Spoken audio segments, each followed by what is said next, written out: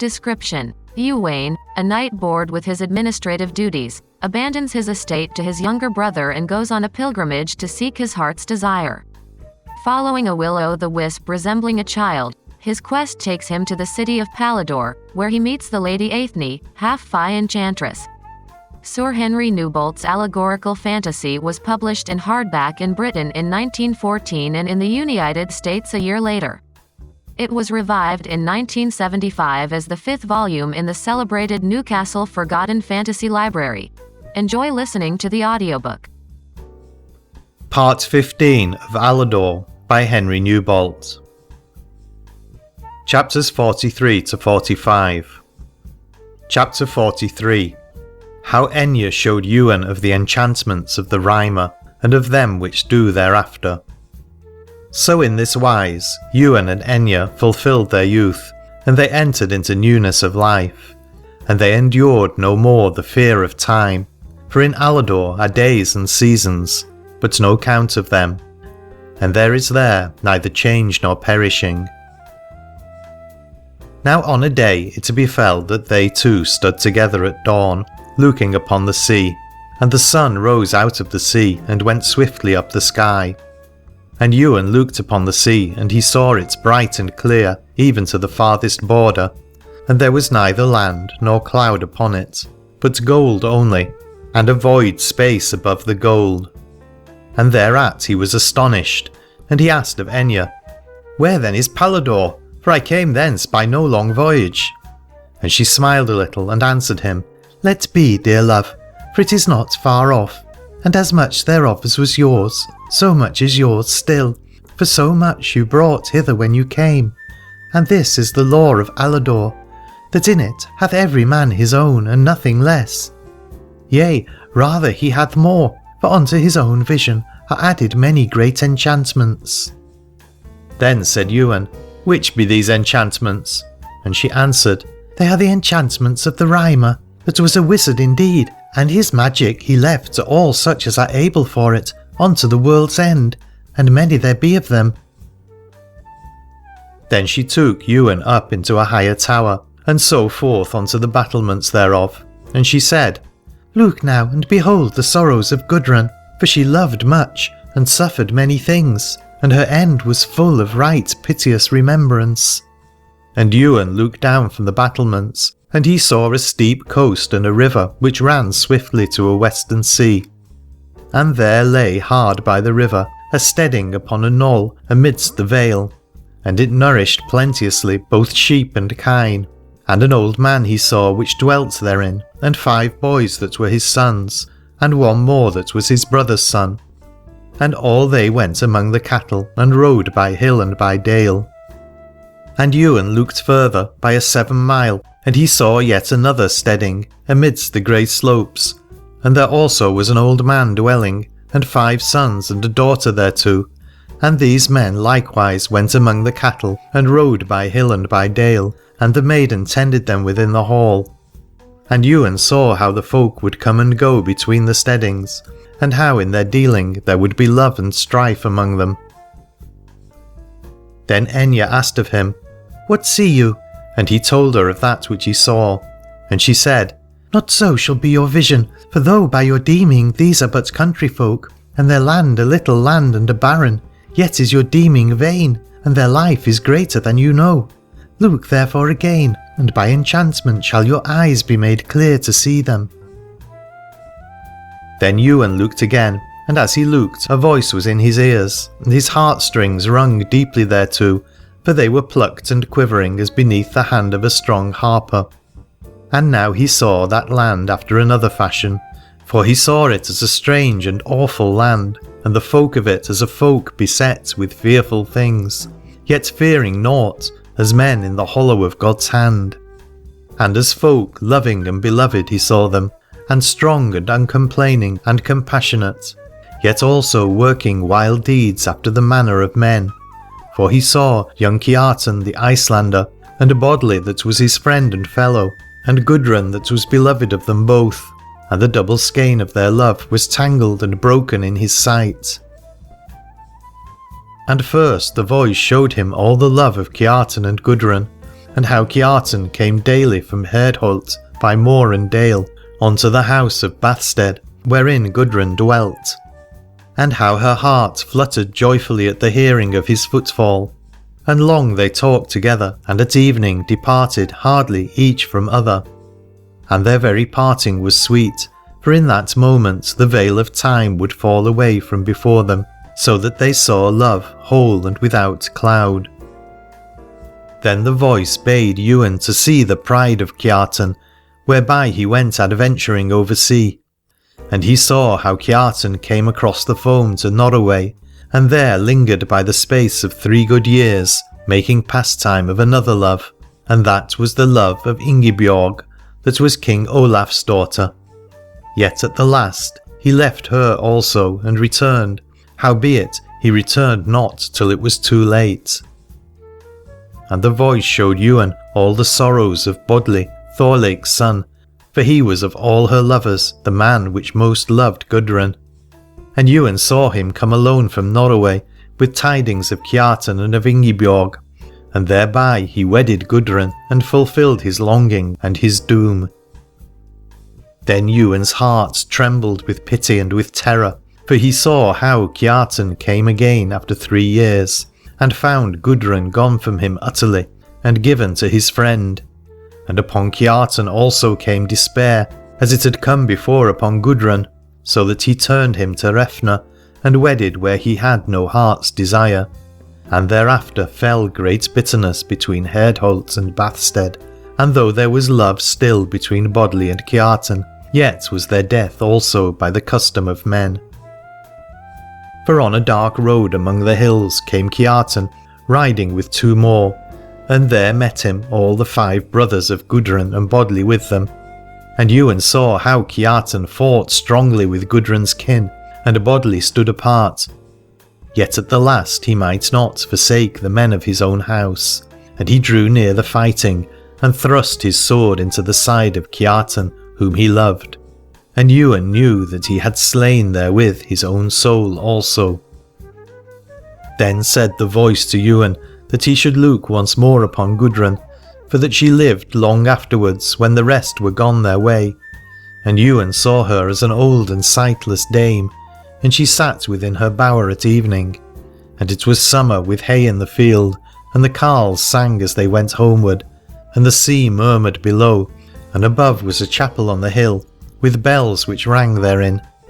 And Gudrun sat there with her son, that was the son of Bodli. And he asked her, of those whom she had loved, which was most loved? And she told him in no plain words, but in a dark and sorrowful saying. For she that was blind and old saw again Herdholt and her youth, and the deeds that she had done therein.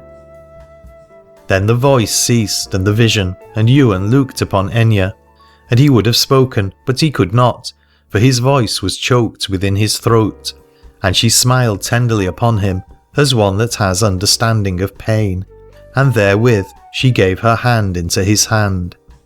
And presently he spoke and said, What is this place, and whose is the voice which I heard? And she said, It is the Rhymer's tower, and the voice is the voice of one which had the Rhymer's magic. For there are here many voices, and all to your solace, and by them is the world remade after the fashion of life enduring. Chapter 44. How Ywain beheld his lady sleeping, and how he desired to see the castle of Kerioc.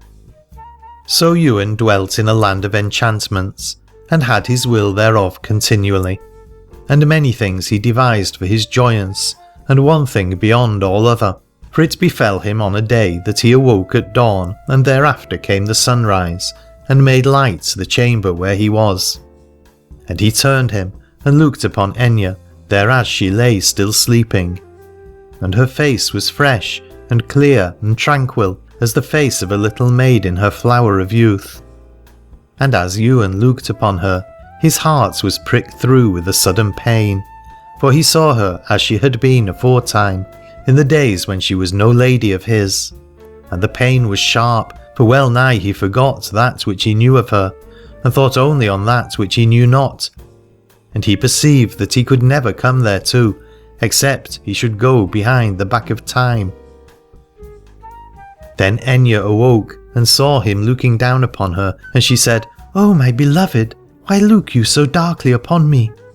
And he said, "Great things have you given me, and great enchantments have you showed me, but one thing I lack that you have held from me." Then she asked of him, "What have I held from you, or what will you ask of me that I will not give you presently?" And he was glad of that word, and made request of her, saying, "I beseech you that you bring me into the castle of Kerioc, wherein you were born and nurtured, for except I see the manner of your youth therein, I am not wholly mingled with your life." And when she heard him, she laughed, and loved him in her heart, for that which he asked was pleasing to her. And she said to him, "Go now and have your will, for your request is granted you. And you shall go by the way of yesterday, and enter into the garden close, and come thence into the place beyond. And you shall stand therein, looking upon the ground, and speaking no word, save one word, that is your name, and that you shall say aloud by 100 times and 1.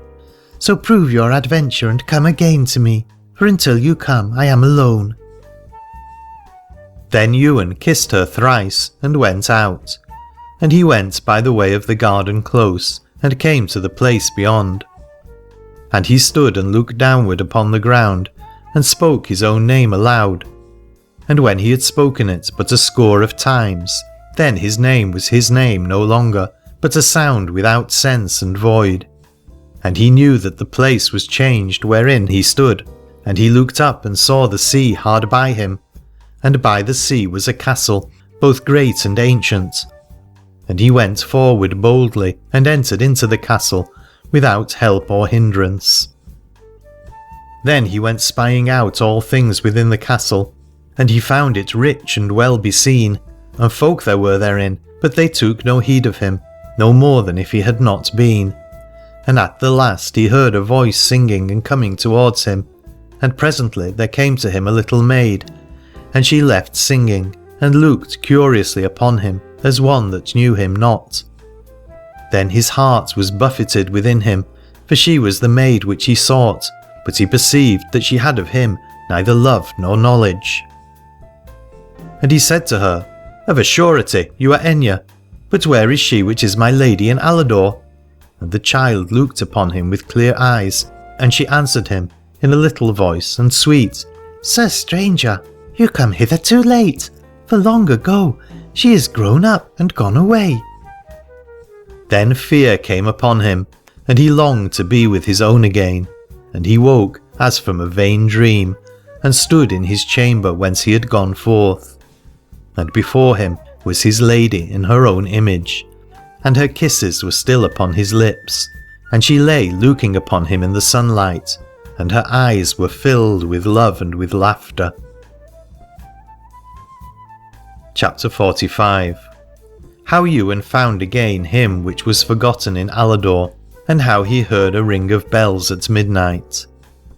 Thereafter came Ywain many times into the castle of Kerioc, and Enya with him, for she loved greatly to have him there, notwithstanding that she had a good game at him when he went thither the first time.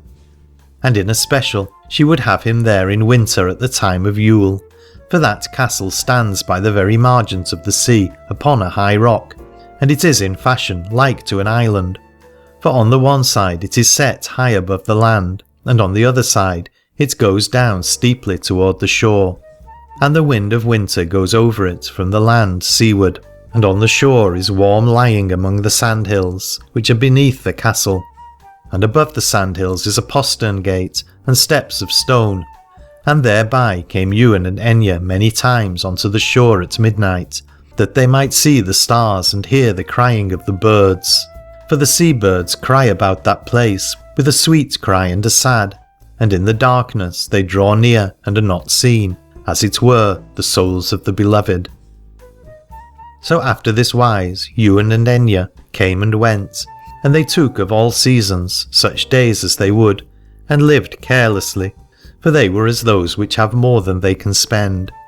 And after certain times it was so with Ywain that he remembered no longer the days when he knew not Kerioc, for his life was changed and deepened as a river is deepened when twain flow together in one. And he desired no more, save that he might always so continue, for he forgot that the road of his pilgrimage was not yet passed beyond the gateway of death. Yet at the last he remembered it perforce. For upon a day he wandered alone in the castle of Kerioc, and by chance he came into a crypt that was thereunder. And in the crypt he spied a door, which was well locked, and made fast so that he could not open it. Then he came to Aithne and said, "What is this door, whereof you gave me not the key?" For all other keys she had given him, save this one only. And she denied not, but answered him plainly, and she counselled him that he should forbear that door.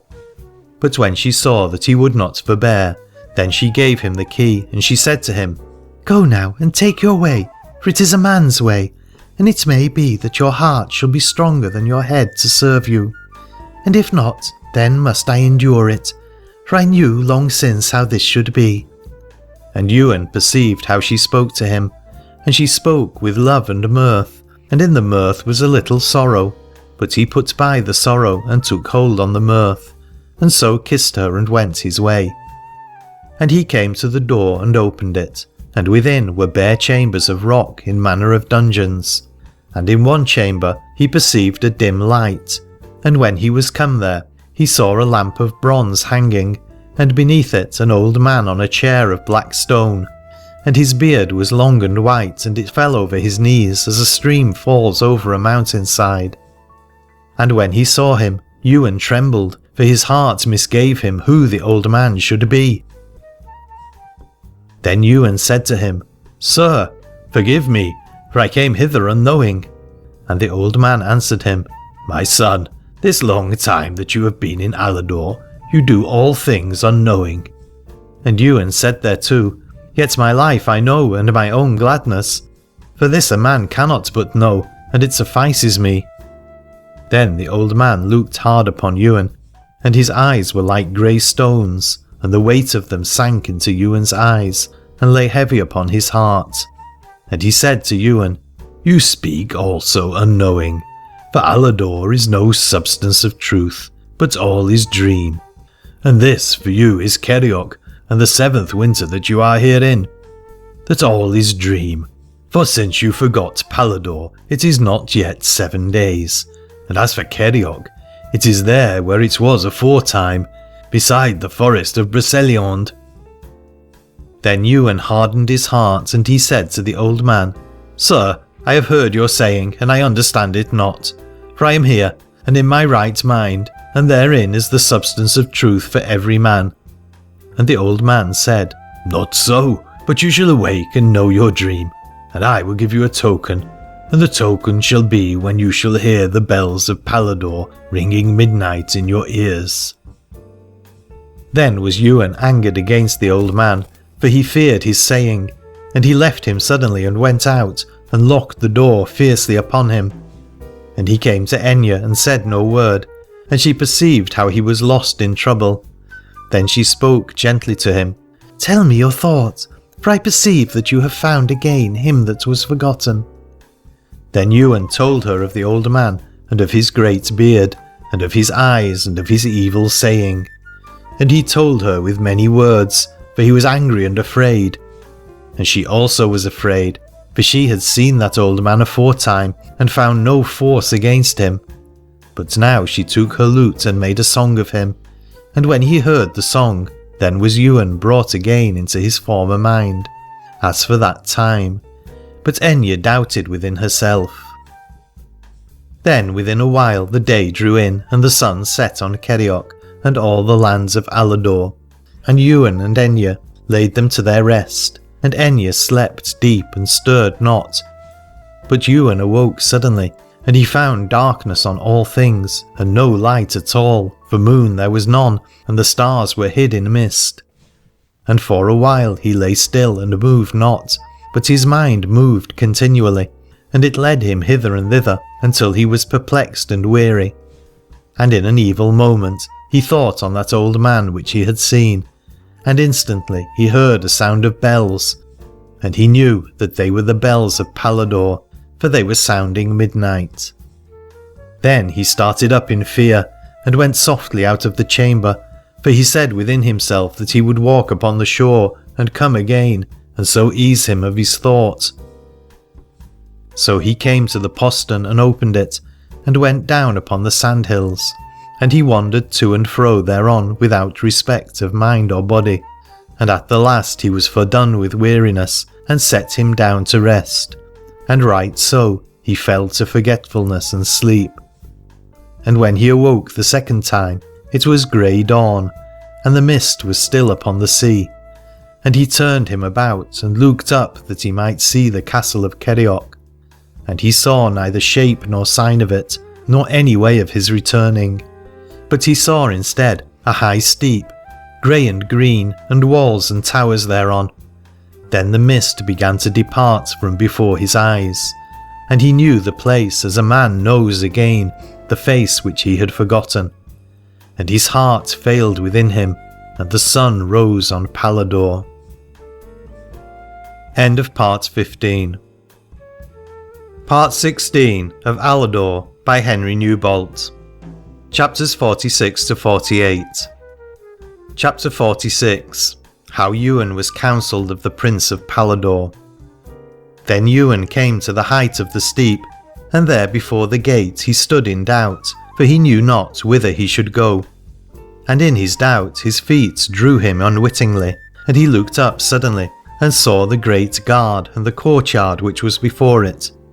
And the courtyard was as it had been aforetime, with halberdiers before the door, and men a horseback in their armour. And the Rhymer's Hall, and the minstrels, and all his dealings therein, seemed but an old vision of a show which had passed into memory. Notwithstanding he doubted even of his misery, for he said within himself, "Surely this also is a dream, and there beyond the garden close is my lady waiting until I come to her."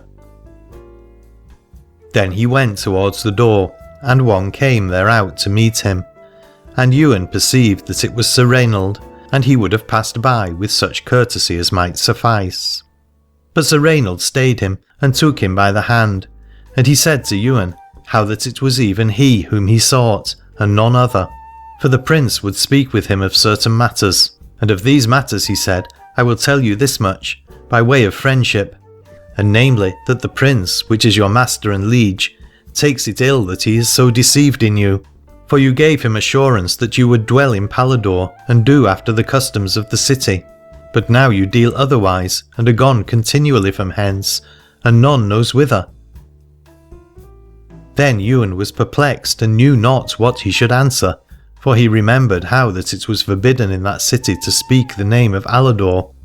Also he remembered the saying of the hermit, that he must return to Paladore and find his life among men, and so come to the land of his desire. And Sir Rainald kept watch upon him slyly out of the side of his eye, and he saw his perplexity, and in part he knew the reason of it. And he said to Ywain, "Go now, and follow the counsel of a friend, and say what you will unto the prince, save only that you say not anything which is outrageous against our custom, for even to utter such a word before a prince is ungentle, seeing that he is not bred to hear villainy, and hath no skill to answer thereto." So Ywain went from him, and came presently before the prince, and the prince was counting his money, for he was a careful man, and every month he counted his money from one great chest into another. And at the first he looked upon Ywain, and gave him no greeting, but afterwards when he had made an end of his counting, then he spoke to him. And he said, as Sir Rainald had reported him, how that he was deceived in Ywain, for he had looked to have him dwelling continually in Paladore, to fight and to do adventures, and not to go wandering otherwhere. Then Ywain answered him courteously and said, "Sir, I have done with my wandering, and except it be in Paladore, I have no place of dwelling as in this world." And when he had said that, the prince looked shrewdly upon him, as one that would pierce a covered thing, and he asked of Ywain, "Whither then go you, and whence came you now? For you have been 7 days in hiding since that you were seen within the city." And Ywain answered, "Sir, it is hard to tell, for I have been in no place of the world, but in a land of dreams." "Ha!" said the prince, "I knew it well, for it is a common case and an evil, and I will deal patiently with you in this matter, seeing that you are an outlander born, and not yet perfect in the custom of our city. Know then that in Paladore a dream is a thing of naught, and a byword of folly, for we are lovers of truth, and in dreams there is no truth at all, and we approve all such things as have substance, and gold the chief and sign of all. And thereby is the repute of them which are great among us. For to do and to have is the virtue of men, but they which dream do nothing, and gain no pennyworth. And Ywain could well hear that which was said, for it was clearly spoken. But in the same moment he heard also his lady's voice, and remembered him of her sweet fellowship, and his heart grew hot, and his eyes were lightened, and the prince faded suddenly from before him, and the gold was turned to sunshine within the chest. And Ywain turned him about toward the doorway, and he saw there Aithne in the beauty of morning. And she smiled and said to him, "Beloved, why went you from me? For I dreamed evilly of bells at midnight, and I awoke and found you not." Chapter 47. How Ywain and Aithne had sight of Hubert, and returned together into Paladore. Now was Ywain again in Aladore, and accompanied with his love, and for a while he forgot the prince and all his counsel, and went among diverse delights as a honeybee goes among a wilderness of flowers. And it befell on a night that he sat with Aithne beside a fountain, and in the pool of the fountain they looked upon the summer stars, and round about them were cypresses and shadows, and there was no wind in the hollow of the night, nor any sound save a little silvery sound of the fountain. And Aithne spoke softly to Ywain in the dark, and she said to him, "Beloved, tell me of many things, for the night is still and secret, and this fountain shall be your fountain of memory." And he asked her, for asking's sake, "Of which thing first shall I tell you?" And she answered, "Of your life in Paladore, and of those with whom you had your dealing, whether in love or in hate. For some of them I also have known, and some never, and they shall be to me like them which are in a tale of fairy, or a picture woven upon the wall." Then Ywain leaned over and looked into the pool of the fountain, and he remembered the saying of the hermit, how that in all still water there will be visions. And true it was aforetime, and true now. And in this water Ywain saw both Paladore and all that he had done therein. And the faces of his friends he saw, and of his enemies, and he saw his own face and form among them, and he perceived all their love and their evil malice. And that which he saw he told it to Aithne as a tale out of live memory, for it was there before his eyes in clear colours. And he told her of those four which had been friends to him in Paladore, and namely of Maurice, which had a merry wit, and of Dennis, whose sayings bit like salt. Also of Bartholomew the religious, and of Hubert, that first of all named Aladore to Ywain by name. And Ywain made a more especial mention of Hubert, because that he was such an one as would give the world for a dream. And ever, as he rehearsed of Hubert, Ywain saw his face more clear before him. And when he had come to an end of his tale, then he saw him yet more clear. And Ywain fell silent and bent him down above the water, for he remembered the well of the hermit, and he thought to see not only that which had befallen, but also somewhat of that which should befall. But Aithne knew his thought and said to him, "Look no more, for this is the fountain of memory, and though the memory be not ours, but greater, yet in it are shown no deeds, save those which are accomplished." Notwithstanding, Ywain continued looking, and as he looked he cried out in anger, for he saw in the vision Sir Rainald, and how he came with certain of his and laid hold on Hubert, and they led Hubert away by force, and so passed as it were out of the pool into the dimness of the night. Then Ywain started up and told Aithne of that which he had seen, and she said, "You do well to cry out, howbeit you cry too late, for that which you saw is surely done already." But Ywain stood staring into the darkness, for it seemed to him that he heard a going among the cypresses. And as he stood there staring, and Aithne with him, there came one walking toward them in the thickest of the shadows, and when he was come nearer, he lift up his face, and looked steadfastly at them, and so passed by, and was gone from them again. And Enya said to Ywain, "Tell me quickly, whose face was that which I saw?" And Ywain drew in his breath, and answered her, "It was the face of Hubert, and though he spoke no word, yet with his eyes he called me." "Yea," said Enya, "and methought he called us both, for he looked upon me also, and in his look was strong sorrow and entreaty." Then pity and anger went over Ywain like a river in flood, and he said to his lady, "What must I do? For I have need of your help and your enchantments." Then Enya answered him not, but she took him by the hand and brought him to the margent of the fountain. And they held firmly each by other, and so stepped together into the pool, and Ywain felt the water cold about his knees, and he shivered and awoke as it were from a sleep. And the fountain and the cypresses were vanished from him, and he stood with Enya upon a beach of the sea, and before them was a high steep, shining with grey and with green, and above it was a grey and silver cloud, and a crescent moon, and the moon rose over Paladore. Chapter 48. How Ywain was awearied of Paladore, and how he was mishandled by the great ones of the city. Then they climbed the steep together and entered into the city, and Ywain brought Enya home to his own house. And he made her a little supper, scant enough, and drew wine for her of the wine which the eagles had given him. And sweet it was still, but the spirit was gone out of it. And when they had eaten and drunk, then a great weariness came upon Ywain, and he spoke and uttered his complaint unto Enya, for he was adread to hear ill tidings of Hubert, and in his heart he sighed after the peace of Aladore. And his lady comforted him and said, "Beloved, think not to be alone in weariness, for to me also the business of Paladore hath been as dust upon the tongue. But this is the fortune of men, to dwell in two realms, until that our life is changed, and it may be that the time is not long. And what matter if by our own magic we may come and go, and what grief if we may be together?" So Ywain was comforted by means of those words, for they were more than wine to him.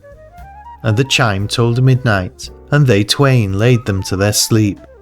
And in the morning, before men were stirring, Ywain ran quickly to the house of Hubert, and knocked upon the door. And there came to him Maurice and Dennis, and told him ill tidings of Hubert, how that he had been thrust forth out of the city, never to return under pain of life. And they told him further how that the eagles were sworn to bring him in again, for he had done no wrong, but only to speak against them of the tower. And Ywain had great indignation thereat, and swore instantly to be of their fellowship. But inwardly he groaned to be so bound again, for he saw no end to strife, and no day of returning. Notwithstanding, he stooped him to his burden and shouldered it, and he went here and there throughout the city, and spoke among divers sorts of men. And in general he found them to be of three sorts, and namely, there were some of good will toward the eagles, and some which held by the tower for favour's sake, and yet more there were which were men of ease, and loved nothing so much as to keep order and custom, and to hear no questions. And these said to Ywain that they were neither of this side nor of that, but would favour no man that should be a disturber of peace. Then came one to Ywain, and stayed him in the midst of the street, and he was a summoner, and by his office he summoned Ywain to come before the archbishop. So Ywain went with him, and as he went, he marvelled within himself what manner of turn was this, for he had had no dealings with clergy, neither for them, neither against. And when he came to the palace, then he was yet more astonished, for the archbishop sat in no public place, but in a little chamber set about with books, and with him were 3 or 4 great ones of the company of the tower. And they greeted Ywain courteously, and asked him to speak his mind unto them concerning Hubert. Then Ywain took the word and reasoned with them that it was no good cause to banish a man if he should have spoken against a company or against a custom. And when he had said that, he looked to be downcried and angrily used. Howbeit the game was otherwise played, as at this time, for none cried out nor used him angrily, but they of the tower made a show to receive his saying courteously, and to agree thereto. Then the Archbishop spoke to Ywain, and his eyes glowed like coals, and his voice was rich and sweet, like strong wine softened with honey. And he said, "These are my friends and yours, and they would be friends to Hubert also, for there is no malice in them, but goodwill and free forgiveness. But Hubert would not, to my grief I say it, for he was taken with an ill mind and brought disease upon many. And his disease was this, that he became a dreamer of dreams, and would have others to be like himself, and thereby they were in danger to have perished." Then said Ywain, "My lord, I pray you pardon me. Of what dreams do men perish?" And the Archbishop answered him patiently, and said, "Surely, of all such dreams as are not according to faith." Then said Ywain, "I rejoice to hear my lord's saying, for Hubert is of all men most full of faith, as one that would give the world for a dream. And even as he does, so do I and mine, for we long after our own land and go pilgrimage to find it. And in that it is a land of dream, it is a land of faith, for by our dreams we make life new and ever during, and what else do all the men of faith?" And when he said that, the Archbishop was some deal choked in his throat, and the red blood came into his face about his eyes, and he said to Ywain, "What mean you, sir? For I fear lest I should understand your saying." And Ywain answered, "Let me use plain words with reverence, for we are both of us men and the sons of men, and to each man his own magic. And we all seek for the land of our desire, and we build therein a city and a house for our abiding. And you call your city Paradise, and ours we call Aladore, for of our own dreams it is builded and upheld." Then the Archbishop rose up upon his feet, and he looked on Ywain with a stern countenance, and said, "It is enough." And he went out in his wrath, and the great ones followed after him. End of Part 16. Part 17 of Aladore by Henry Newbolt. Chapters 49 to 51. Chapter 49. How Ywain was excommunicate after the custom of Paladore. Little enough thought Ywain of the anger of those great ones, for he held himself to have outreasoned them. And he perceived not how by his cunning the Archbishop had entrapped him before witnesses of repute. But Aithne perceived it, and more, for Ywain told her some deal, and other deal she divined of herself. And when she had considered a little, she bade him make haste and do those things for which he came, and look not to be long unharassed of his enemies, for that they had fastened an ill quarrel upon him, by no chance but by intent, and they were such as would follow their craft. So he went about the town, busily seeking out all those which were friends to Hubert, and all those which were haters of evil custom. And he found some, and persuaded other, and thought to have made good way. And this time also he perceived how he was favoured of the commons of Paladore, for he discoursed to them hotly, and they were ever assotted on discourse and a burning tongue. And on a day he came down to the door of his house, to go forth into the city, and there came to his ears a sound of a bell tolling, and of a multitude of people going all one way. And he hastened and came to the end of the street, and found them passing by, for they were going toward the marketplace. And he perceived that in the middle was a train of some sort, walking by two and by two. And there went a great bell before them, and beside them the multitude ran and jostled under the walls of the street. And Ywain joined himself to them, for he was willing to know of their dealing. And for the thickness of the crowd he could not see what was to the forward, but only he perceived that in the train were many great ones of the company of the tower. Then he spoke to a man that was beside him in the crowd, and he asked of him what might be the meaning of the concourse and of the tolling, for the bell was of a right dolorous sound, but among the people was no sadness at all. And the man answered him, Well, you may ask, as I also have asked but a moment since, for the like of this hath not happed within my memory. And the concourse is all to see and to hear the Archbishop a-cursing, and the bell also is part of the cursing, for it betokens that he which is cursed should be as it were buried out of sight and fellowship. Then Ywain remembered Hubert, and his heart rose, and he asked again, Whom then will they curse, and for what cause? And the man answered, He is one Ywain, and I know him well. And the cause is a true cause, for he is a blasphemer of the faith, a dealer in dreamage and all manner of sorceries. And at that saying, Ywain was astonished and said no more, for he had thought to hear speak of Hubert, and not of himself. And he went forward strongly through the press, and came out into the marketplace, and stood upon a step under an archway, and looked forth over the heads of the multitude.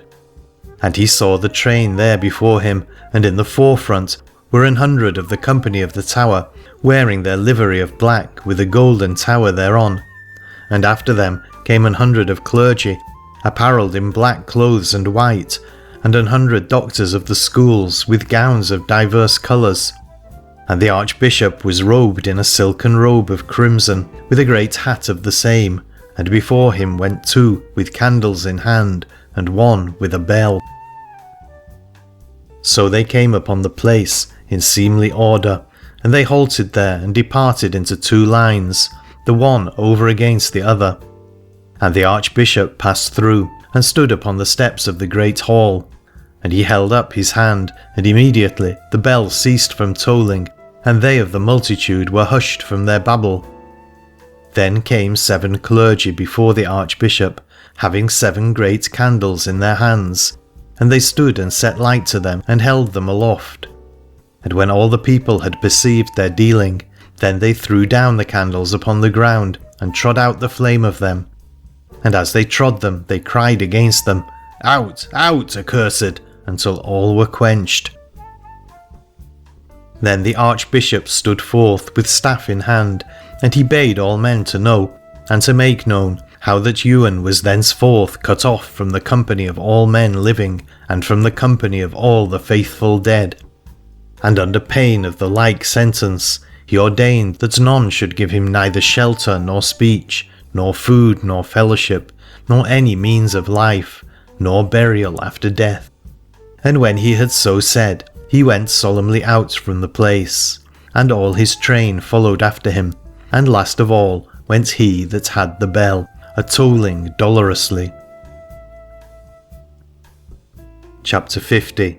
How Ywain and Aithne came to Aladore the last time, as in this transitory life.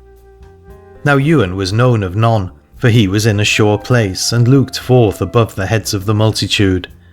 But he perceived all that was done, and none better, and he understood right well the evil malice and craft of his enemies, and his heart was pricked therewith, as with the poison of wasps. And the tolling of the bell he regarded not, neither the treading of the candles, for he held such things to be shows to frighten fools. But the curses and the sentences, and all the words of the Archbishop, those stung his blood, and made bitterness in his throat. Then he thought to get some comfort of the people which were round about him, and he went forward a little, and mingled with them, and heard their talk. And at the first he had some pleasure of them, for there was not 1 in 20 but was making merry, with no saving of reverence, no, not of the Archbishop himself. But therewith came displeasure, that he also was but lightly accounted of, for the most part of the crowd made no distinction, but they cheapened the sin with the punishment. And the best that he could find was this, that the young and lean men were for him, and the old and fat against him, for in Paladore the old dream not, save it be of gold and gluttony. And with this he was but ill content, for they which are young in that city are no more than 1 in 3, and they are of small account, seeing that the best of them are banished. So he left that, and came away covertly to his own house, and he found Aithne therein, and told her of all he had seen and heard. And of the pain which he had in his heart, of this he told her not, but she perceived it by the manner of his speaking, for she knew his thought as it were by touch and not by words. And she said to him, "It is no marvel if you are in pain, for there is no venom in nature like to the venom of speech, and many times it will work madness in the blood. But there is good magic against it, as I shall show you presently, for this is a woman's gift from the time out of mind. And bethink you also how their curses are no better than their ceremonies, and both alike folly, for they are but tokens, and have in them no power to make good." "Nay," said Ywain, "but they have this power, that they hurt where they are aimed, for in another man's case I had never regarded them, but when they struck my own name, then they pierced and rankled." And thereat he cast down his eyes, and fell into a weariness, and Enya came to him, and stood beside him where he sat, and she took his head between her arms, and drew it in upon her breast. And immediately the bands of his weariness were loosed, and his spirit was rocked in a sure hold, as a young child is rocked by his mother. And he shut to his eyes, and remembered no more the things which were done against his peace. Then he opened his eyes again, and he saw how that he stood in a meadow of flowers, and the flowers were kingcups and lady smocks, and other such as are chiefly loved of children. And among the flowers there ran a little brook, and in the brook were minnows going all one way like boats upon a wind. And it seemed to Ywain that it were worth all other joys if he might take but one minnow in his naked hand. And not far off from him stood a little maid and called to him, and she called him to come home, for it was time. And he knew that she was his sister, that was his elder by 2 years, and it was in his mind to obey her, but not yet.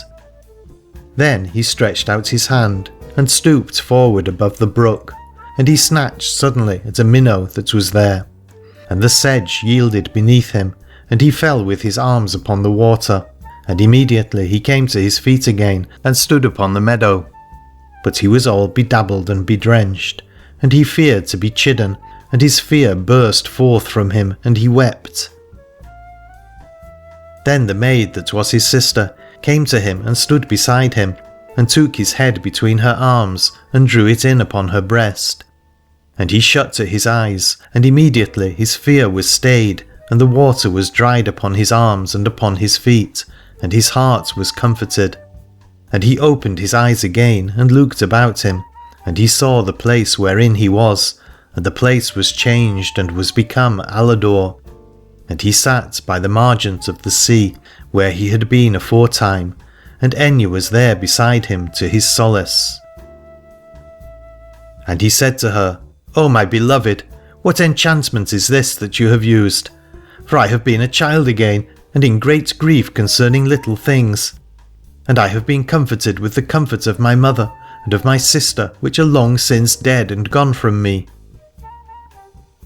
And Enya stooped over him, and kissed him, and said, "Even so, beloved, and this enchantment is no marvel, seeing that it is common with them which are lovers of men, for it is the gift of a woman, and an heritage from the time that is out of mind." Chapter 51. Of 2 cities that were builded diversely, and how Ywain and Enya heard a horn blown over sea for battle. Then said Ywain, "Doubtless your saying is true, and well have I proved the gift. Yet I marvel notwithstanding, for a man may wonder in despite of knowledge. And there is one matter concerning which I am still perplexed." And Enya said to him, "Say on." And he said to her, "I am perplexed between 2 verities, for there is one truth of Paladore, and another of Aladore, and though they be diverse, yet they both have by seeming the nature of truth veritable, and many times my mind is in doubt concerning them. For in our life that now is, we come and go between 2 realms, and I would that I might know which of them shall outdure other." And Enya asked him, "After what manner seem these verities to you?" And he answered, "O beloved, now am I with you in Aladore, and all things else, and all men and all places are but as shadows cast by this our life, and we move them as we will, and as we will we take away their being. But when I am alone and dwelling yonder among men, then have those shadows truth of substance and of touch, and the life of Aladore becomes an image in the mind, as it was aforetime when I saw it as a cloud in heaven." Then Enya was silent a space, and fear came into her eyes, and afterwards she spoke suddenly and said, "O my beloved, keep innocency, for to a child these things are plain, and you were a child this moment past, and I with you, and wherefore now should we cloud our wisdom with a doubt?" And she rose up and said to him, "Let us play a game together, as children that play upon the shore, for here is sand enough and loneliness, and the tide returning, and we will build us 2 cities, and see which of the 2 shall best endure. And you shall build your city with your hands, and name it Paladore, and you shall make it in all things like to the city that you know, with a high steep seaward, and a wall and a gateway and towers thereon. And I also will make a city, and name it Aladore, and I will make it after the same fashion, but not of the same substance, for I will not build it with hands, but with a power of the spirit." So Ywain took of the wet sand and of the dry, and he built him a great mound after the manner of children. And when he had made it strong, then he carved it into the likeness of a city, with a high steep and a wall and towers thereon. And it stood upon the shore and looked out seaward, and he named it Paladore, for it was fashioned in no other wise, and the tide came running toward the edges of the steep.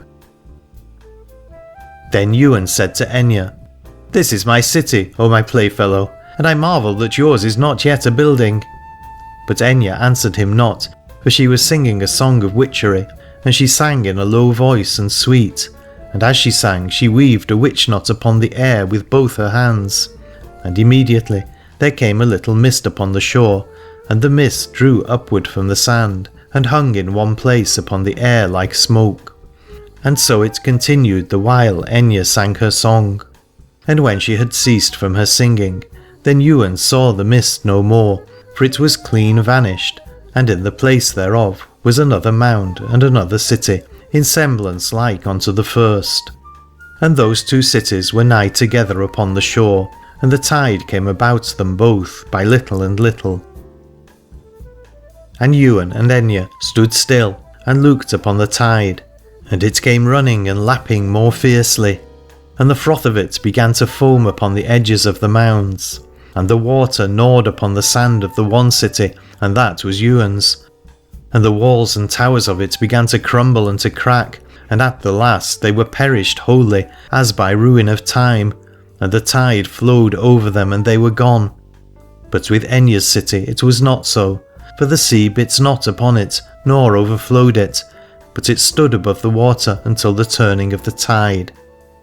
And Ywain came near to touch it, but he could not, for it was but mist between his fingers. And he left it alone, and stood and looked upon it again, and it endured as rock, notwithstanding it was builded of a song. Then he said to Enya, "The game is naught, for you have played it by no fair hazard, but by enchantment." And she answered him, "Not so, for by this same enchantment is Aladore upbuilded and sustained, and that is the truth of it." And she looked into his eyes, and her spirit entered into him, and they twain were one spirit. And the dusk began to fall about them, and peace therewith, for they were in their own place beyond time and tide. But in that moment came change upon Ywain, for a sound was in his ears, and the sound was the sound of a horn blown over sea. And in the hearing of it, all the blood of his body leapt furiously up to battle.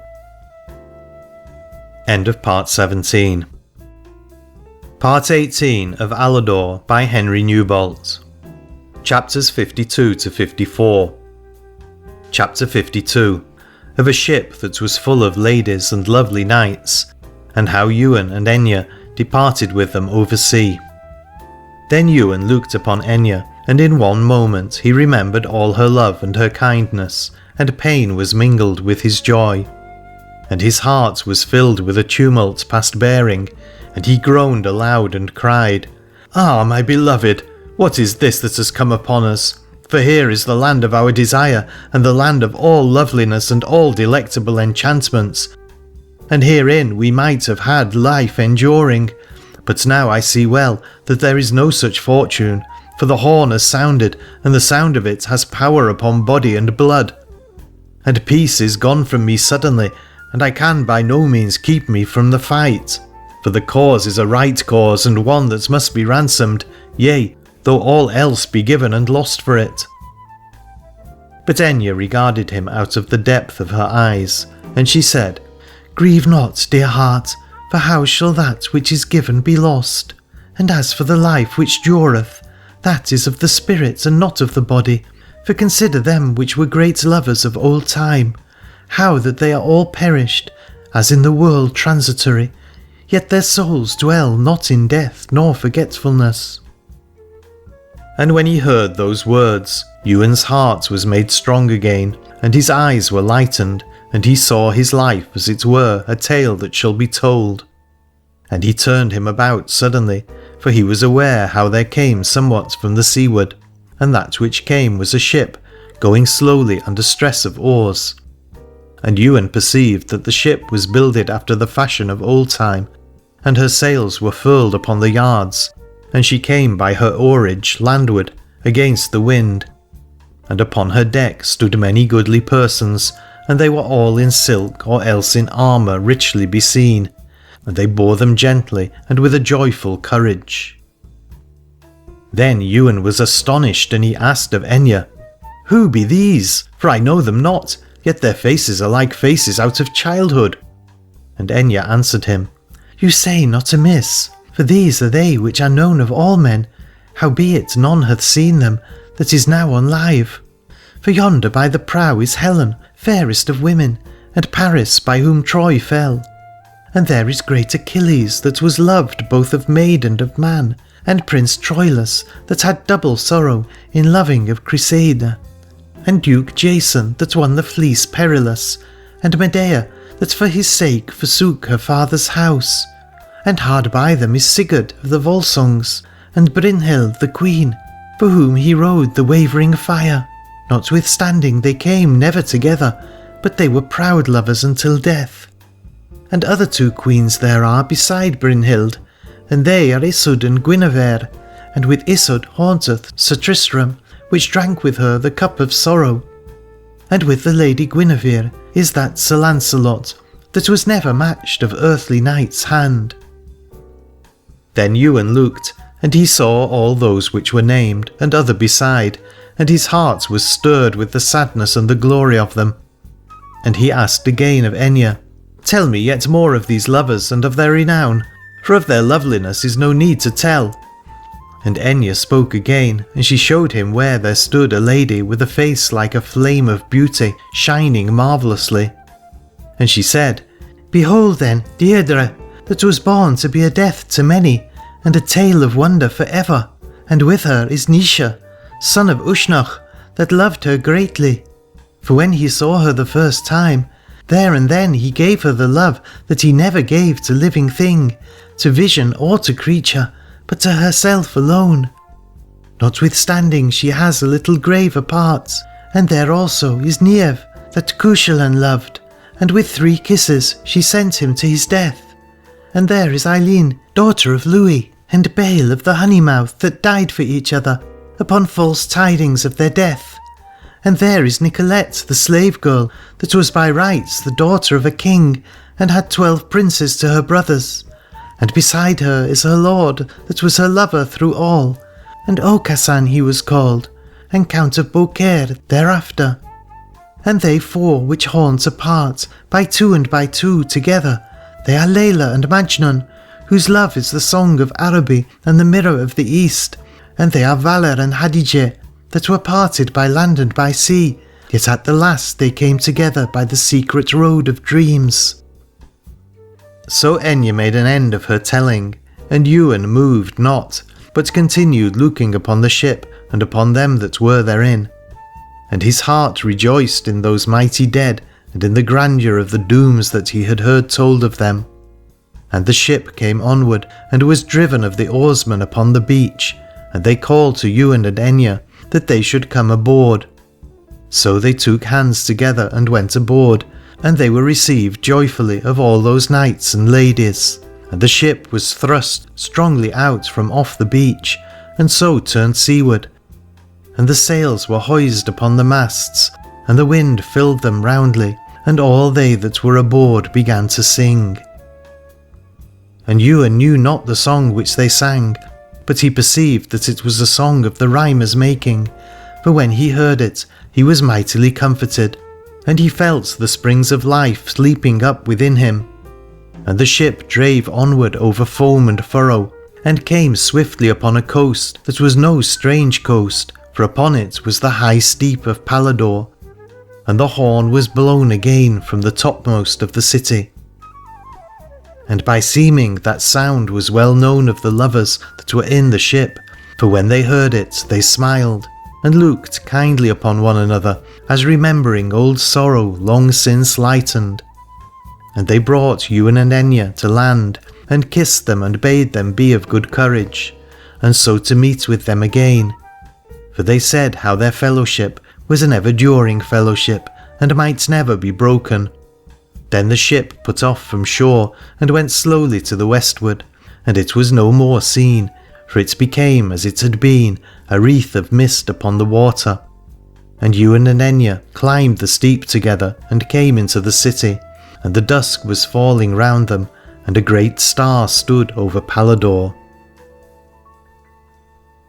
Chapter 53. How Ywain and Aithne came to Paladore the last time, and how the snow fell all night long. Then they looked upon that star, and as they looked they marvelled and were dismayed, for a great cloud came up and took the star from them utterly. And with the cloud came a wind, exceeding cold and bitter. And they perceived how that in 1 hour the year was turned to winter, and the wind got hold upon their bones and shrunk them, and their hearts were sick with silence and foreboding. Then the wind fell again suddenly, and the snow began to come thickly down the air, and it came upon their faces, now driving and now feathering, in manner as the wind was still or gusty. So they bent down their heads, and went through the city at speed, devising whither they should go, and of whom they should seek counsel. And as they went they met one which passed them by. Yet by seeming he knew them as he passed, and he stayed and turned him about upon the street. And he called to them not, but he made haste and followed after them, and when he was come near, he looked about him warily, and came nearer yet. And Ywain peered at him through the darkness and the snow falling, and he perceived that he was Dennis, that had been friend and fellow to him. And for all the pains and curses that were against him, Ywain misdoubted not of his faith. And as he trusted, so it was, for Dennis took him and pressed his hand, and he pressed it strongly in token of friendship, but he spoke no word. Then Ywain thought on danger, and remembered him of his enemies. And he bade Dennis go before, in a manner of one that had no knowledge of any beside himself, and so bring them to some place where they might speak together. And Dennis went quickly before, and brought them into Aithne's own house, that was long time deserted and out of mind of all men. And when they were come there, they entered in full silently, for they spoke no word, and their feet were dumb with snow. And they climbed the stairs groping, and came into the upper chamber that was Aithne's, and made fast the door, and they darkened the window, and kindled a little fire upon the hearth. And the fire took hold and grew, and they had joy of it, for in a fire there will be comfort against misery, as in a thing that hath life and fellowship. Then they began to speak together, and Ywain asked of Dennis what should be the meaning of the horn which he had heard blowing. And thereat Dennis was astonished, as one that understands not what is asked of him, and at the last he said to Ywain, "Whence are you come hither, and by what error deceived? For there has no horn been blown in Paladore this year." Then he said again, "It is a marvel, for the blowing of the horn is for tomorrow, and it is agreed among us that at the sound of it the eagles shall draw together and make war against them of the tower." Then said Ywain, "So be it, and good end thereto, yet without doubt I heard the horn, and for that sake only did I come hither." And Aithne said, "I also heard it, and no marvel, for there is a hearing of the spirit, and many times one friend may perceive another's counsel." and as well far as near, and as well before as after." And to that Dennis gave assent, for he had heard the same of certain others, and he told Ywain and Enya of the council of the Eagles, for their purpose was to bring in Hubert and all other banished men, and they would have no more such banishing henceforth, but all to live and let live. And they devised to go upon their enemies by 2 ways, and so come against them unaware. And namely, that one party should take the gate, and the other party the great hall, for that hall was the chief place of the city, where was ever the concourse and the government, and there should be their stronghold and the blowing of the horn. And at the sound of the horn should come Hubert and his before the gate, and so to break in with force. And though their emprise was hazardous, yet they looked to achieve it, seeing that the Prince of Paladore was suddenly departed out of this life without survivors to inherit him, and by likelihood the great ones would be in confusion. So all these counsels Dennis showed unto Ywain and Enya, and it was long before he made an end of speaking. And when he had made an end, they 3 sat silent, looking upon the fire, and the logs crumbled upon the hearth, and the fire began to fail. And Ywain rose up and unbarred the window to behold the night. And the snow fell without ceasing, and it lay in a great crust upon the sill. Then Ywain sighed, and shut to the window, for he was aweary of the darkness, and he took wood and kindled the fire again, blowing upon the ashes with his breath. And they 3 outwore the night together, speaking of old things and things to come, and watching for the dawn. Chapter 54. How the horn was given into Ywain's hand, and how he sounded thereon a mort royal. And when it began to lighten towards dawn, then they went forth out of the house, and made to go by the way of the marketplace. And the snow had ceased from falling, and it lay upon the ground before them deep and white, for it was as yet untrodden. So they drew their cloaks about their faces, and went quickly to the intent that they should be known of none. And at the first there was no living soul that met with them, but afterward they had sight of 3 or 4 which came towards them, and by seeming they were the servants of some great one, accompanying with their master homeward. And Ywain saw the lord of those men coming behind them, and he knew him well, for all that he was enwrapped against the cold. And they drew near to pass by one another, for there was no avoidance, and the lord gave Ywain greeting, and would have stayed him. But Ywain muttered somewhat, and so passed on, and Enya and Dennis with him. And in truth this was Sir Rainald, that was ever busy against other, and more especially against the eagles. And when he saw Ywain, though he saw not his face, yet he misdoubted him who he was. And Ywain looked after him as he went, and he saw how he stood staring upon the footprints in the snow. And when he had considered them, he followed them backwardly, that he might find the house from whence they had set forth. Then Ywain turned him to Dennis, and he said, "What now, for we must make short work." And Dennis stayed not, but ran quickly towards the great hall, and Ywain and Enya followed after him. And with a key Dennis opened the door of the hall, and they 3 entered in. And there was no man within, but upon the wall was a great horn hanging. And Dennis took down the horn from the wall, and gave it into Ywain's hand. But Ywain said, "How shall I blow for war, that I know but the hunter's notes? For belike you have another manner for war, or else you are agreed among yourselves." And Dennis answered him, "Not so, but the sounding of the horn is enough, and no matter the music, for this is an ancient horn and a magical, and there is none among us that is able to sound it, save Hubert only. But it may be that you also are able, for there was a power upon you from the beginning." Then Ywain went forth and stood before the door, and looked out over the city, and he saw it as a town of faerie, for it was new and soft with snow.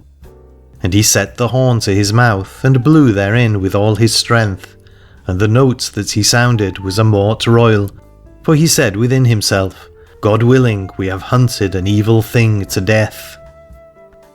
And the sound of the horn blared out and went wide upon the air, and it came loudly into all the quarters of the city, and into every street and every house, and there was no man in Paladore that heard it not. And they which heard it were awoke out of sleep, and the most of them groaned and turned them to their sleep again. But upon others came fear and hatred, and they got them quickly to their armour. And the eagles also heard it and were glad, and they did on their swords which they kept in hiding, and issued forth to go upon their enemies. But Ywain stood upon the head of the steps that were before the hall, and he looked out over the city, and saw no man stirring, nor he heard no sound of feet. And fear came upon him, and loneliness, and he thought upon Aithne, and said to her, "O my beloved, I have brought you to your death." And she answered him proudly, "Nay, not yet, for you have sounded but once, and there are many faithful." Then Ywain took the horn, and blew it the second time, and all they which were his began to run towards the place where he was. And they ran quickly, as men that thought not on danger, for joy that the time was come. And Ywain saw them, how they came running, and his heart was uplifted with their joy and their fellowship, and his blood within him became like wine. And he set the horn to his mouth, and blew it yet a third time, louder than before, and the sound of it smote the walls of Paladore, and the gates and the towers and the houses great and little. And all the whole city rang therewith, and the air trembled, and the sky was filled with echoes. Then the desire of battle came upon the eagles, and they ran together to Ywain, and thronged upon the steps before him. And they lifted up their swords, and shouted as it were one man. And the noise of their shouting went up mightily, and was mingled with the echoes of the horn. End of Part 18. Part 19 of Aladore by Henry Newbolt. Chapters 55 and 56. Chapter 55. How the eagles fared in fighting, and how Sir Rainald would have dealt with Ywain. Then when the sound of the horn had ceased, Ywain held up his hand, and stayed the noise of the shouting. And he spoke and said to the eagles how they should go with him to take the gate of the city, and so to bring Hubert in. And they all assented thereto, and made them ready. But Ywain turned him about, and looked upon Aithne, and a sharp pain went through his heart, and he said to her, "I am distressed, O my beloved, because of you. For today, by the space of an hour, we must be parted one from other, and I know not how to leave you, for I fear the great ones of Paladore." And Aithne answered him lightly, and she said, "Go now, and have no fear, for there is a chapel beside this hall, and it is long time forsaken and forgotten, and there shall I be in sanctuary until you come again." Then Ywain looked sadly at her, and she said to him, "And if so be that you come not again, then in some other place shall you and I be met together." And she took him by the hand, and led him in, and he went throughout the hall, and found the chapel as she had said. And they came by a bailey from the hall into the chapel, and there they kissed and parted in the best manner that might be, as of lovers parting in dread. Then Ywain came forth again to the eagles, and he took a sword naked in his hand, and went before them. And they came swiftly to the gate, and looked to find it open, for they were agreed with the porter and with the guard. But they found it right otherwise, for the porter lay there slain upon the snow, and before the gatehouse was no guard, but a great company of spears. And Ywain perceived the malice of his enemy, and he cried out to Dennis, "This is that Sir Rainald, and he has outrun us by his craft, for I saw him running counter upon our trail." And right as he was speaking, there came a noise from without the gate, and Ywain and his shouted together, and called on Hubert by his name. And they which were without heard them shouting, and they cried the war cry of the eagles, and battered with axes upon the gate. And Ywain called his company to rescue, and he went before them, and they set on fiercely upon the spears. And the men of the eagles and the men of the tower hewed and thrust on this side and on that, and were mingled furiously in battle. And for the space of half an hour they had no mastery either of other, but they swung back and forward like two wrestlers seeking their advantage in great grips together. Then at the last their breath began to fail them, and they drew a little apart and stood looking one upon another. And they of the tower perceived how the eagles were minished, for they were fewer from the beginning, and though they had slain each his man, yet were many of them dead upon the spears. And when the spearmen saw that, they called each to other to go forward and make an end.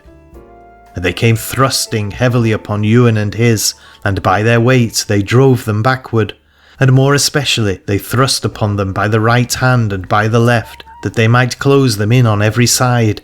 But they prevailed not, for the street was narrow. Notwithstanding they continued thrusting, and Ywain perceived their intent and feared it, for he saw how it should be when they were come into the marketplace. And he gathered his strength together and shouted loudly to the eagles, and they strove as men desperate, and lopped their enemies both spear and spearman, and so stayed them from their thrusting. Then when Ywain saw that they were stayed, he commanded the eagles to be gone suddenly, and they ran back and escaped over the marketplace, and came to the great hall, and were gathered together upon the steps before the door. And Ywain looked down from the steps and saw his enemies before him, and they were strong men, armed and armoured, and they came running to the foot of the steps like the sea tide upon the beach. And he looked back upon his own men, and saw them few and faint, and it came to his mind that the end was not far off from them. Then the spearmen made them ready again for battle, for they were strictly commanded that they should assault the place and stint not till they had taken it. So they came upon the steps with spears, all thick together, as it had been thorns in a quickset hedge, and they began to push the eagles upward from step to step, and Ywain saw their dealing, and he perceived the vantage which they had thereby, and the danger, for they were clumped so close that they could not move, except it were to go forward altogether. Then he ran and stooped quickly, and he loosened a great stone of the flags which were before the hall, and he came forward again upon the steps, and cast it down upon the spearmen, and it fell like death among them, and they cried out piteously, and went backward, and in their fear they trampled one upon another. And Ywain and his made haste, and took up other like stones, for there was there no lack, and they stood ready to hurtle them down after the same manner. But the spearmen gave ground and would not abide their coming, and some among them clamoured that they should send for archers to shoot safely upon the eagles. And when the eagles heard them clamouring, they bade them good speed, for they knew how the archers were a free company, and favoured not the tower. So the battle stood still on this side and on that, until that some new thing should fortune. Then with watching the day began to pass over, and the great bell of Paladore rang noon above them. And in the same moment there was a stir among the spearmen, and the throng of them was parted in the midst. And one came forth and began to go upon the steps, and Ywain was astonished, for he which came was Sir Rainald, and he came courteously and without fear. And he gave Ywain greeting, and looked cheerily therewith, and he demanded to speak with him privily, and truce to be had between them while they continued one with the other. So they went into the great hall, they two alone, and the door was shut to behind them. And Sir Rainald began to speak with Ywain as one that found no fault in him, but he blamed only the Archbishop and his, and he named their curses witless and unlawful. And Ywain answered him, "All this I have forgotten, for I only am accursed, but today our fighting is against a more evil custom, and there is nothing shall stay us except death only." Then Sir Rainald looked kindly upon him and said, "A pity of your fighting and of your friends, for there are few of them which are not slain or hurt, and the pity is this, that if you would, the weak should be the stronger." Now when he had said these words, he looked fixedly upon Ywain, and he took his hand and set a great ring upon his finger. And Ywain saw the stone of the ring, and in it were the arms of Paladore engraven. And Sir Rainald said, "The prince hath left none to inherit him, save you only, for there is none other that hath power in Paladore." Then Ywain's heart fluttered like a bird in his bosom, and for a moment he thought to have escaped the death. Then his eyes were lightened, and he remembered him of the prince, how he had seen him in his chains. And he said to Sir Rainald, "Take the ring again, for your princes have no power against your customs, else had they never been so bound." Then Sir Rainald took the ring and went out, and he spoke no word, nor he let no sign be seen upon his face. Chapter 56. How Ywain beheld a dead man laid on a bier. Now when Sir Rainald was departed, the men of the tower made no more show of fighting, but they drew off a little space and set a watch upon the eagles. And they fetched wood and kindled them a fire, for the day began to darken and the snow was cold about their feet. And the eagles kept their guard upon the steps, for they durst not move therefrom. But their hope was that Hubert and his should presently break in and rescue them. And the dusk fell, and Ywain looked forth over the marketplace, and he saw a child which walked alone, and made to come from the one side to the other openly. And by his going Ywain knew him without doubt, and he was the boy by whom he had gone forth on pilgrimage. And he saw how the boy passed through the midst of the spearmen, and they perceived him not. And though he trod downright upon the snow, yet he left behind him no footprint, nor any mark of his going. And as he had passed through the spearmen, so also he passed among the eagles. And he came to Ywain and took him by the hand, and he led him through the hall and through the bailey, and brought him to the chapel. Now the chapel was dim with twilight, and Ywain entered within it and stood still, for he looked to see Aithne, and at the first he saw her not. But the child that was with him drew him by the hand, and he went farther and came before the altar. And there upon the north side of the choir was a tomb beneath a canopy of carven stone, and the tomb was by seeming empty, for there was upon it no effigy, nor arms, nor words memorial. But beside it was Aithne in sanctuary, and she was fallen asleep upon the floor of the chapel. And Ywain regarded her lovingly, and he had great comfort of her beauty, seeing how she lay as one at rest, and upon her face was no care, but only the softness of sleep. Then the child left holding of Ywain's hand, and he went apart and kneeled upon the step which was before the altar. And there he folded his hands together and bowed his head. And when Ywain saw him so kneeling, then upon him also fell peace and quietness of heart, and he bowed his head after the like manner. And when he lifted it up, he saw the child no more. Then he heard above him the sound of a bell that was tolling stroke by stroke, and the door of the chapel was opened behind him, and the sound of the bell came in clearly, and with it came a wind as cold as death.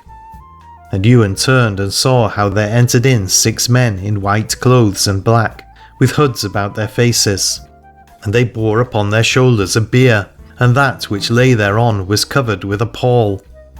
And the 3 which were on one side were all in black, and the 3 which were on the other side were all in white.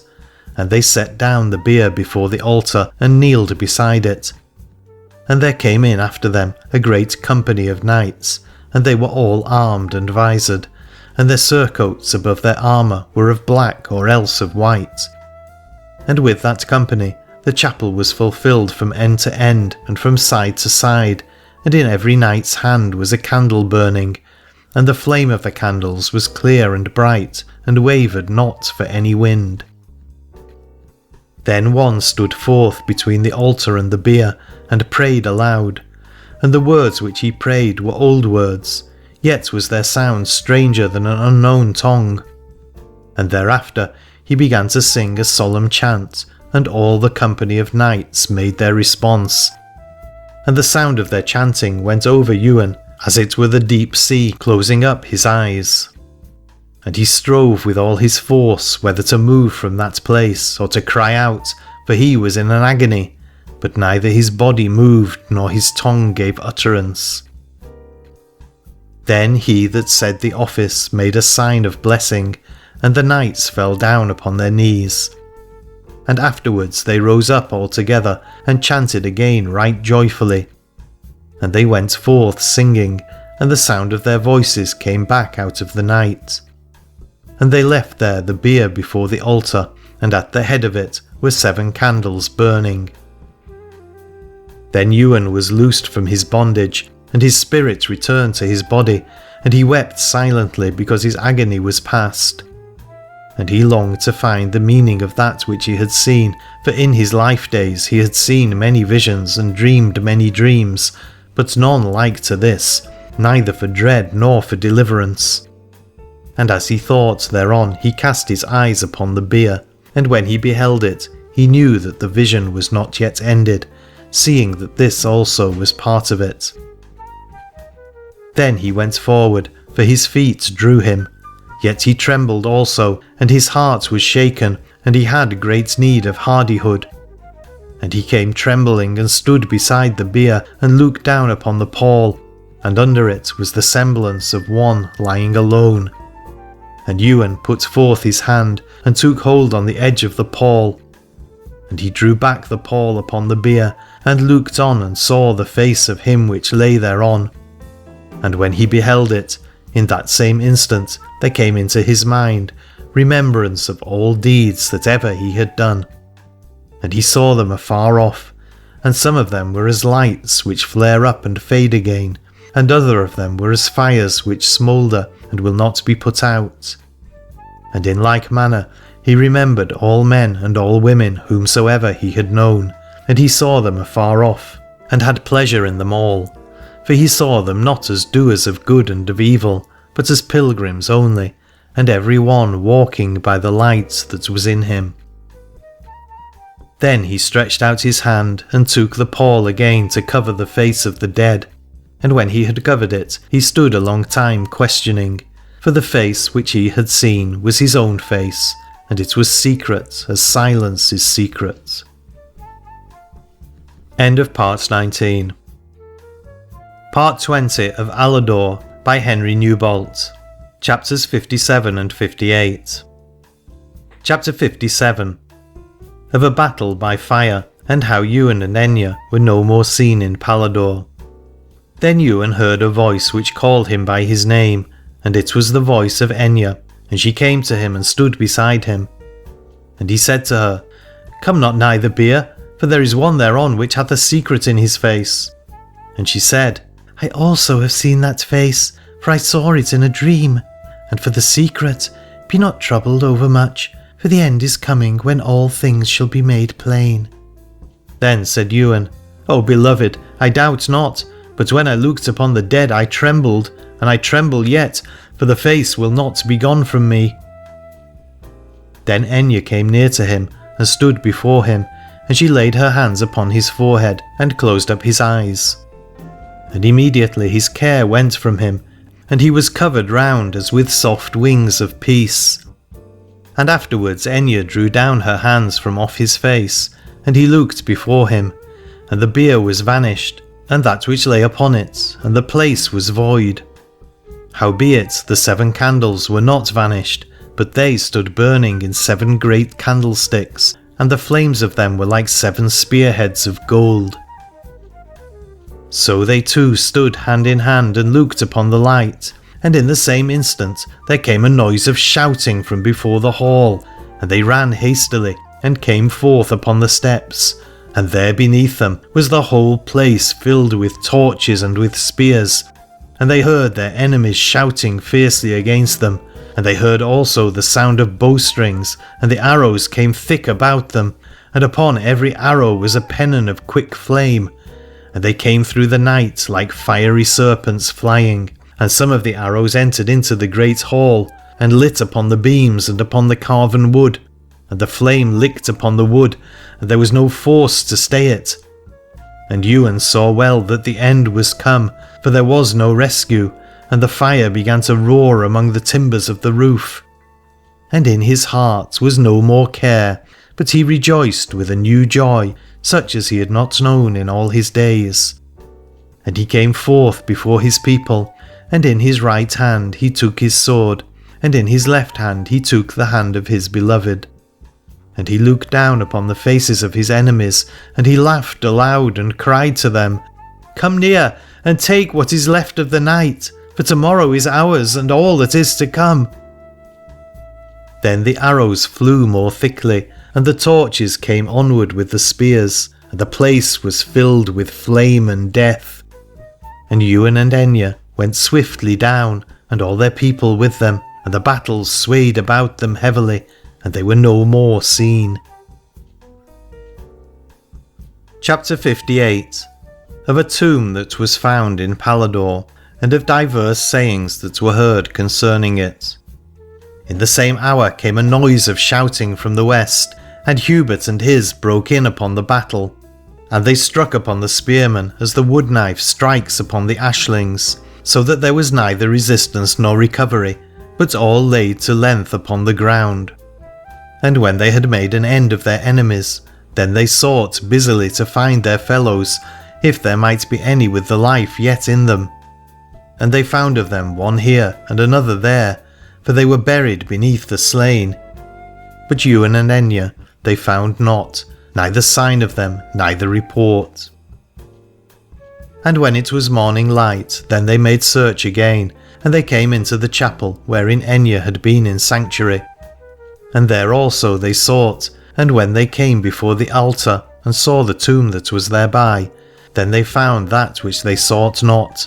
For upon the tomb were two lying in semblance of a man and a woman, but they were fashioned of black bronze, after the manner of the tombs of kings.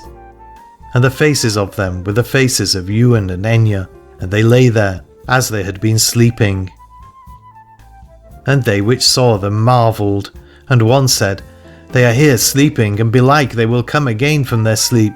And another said, "Nay, how shall this be? For they were but man and woman, like unto ourselves."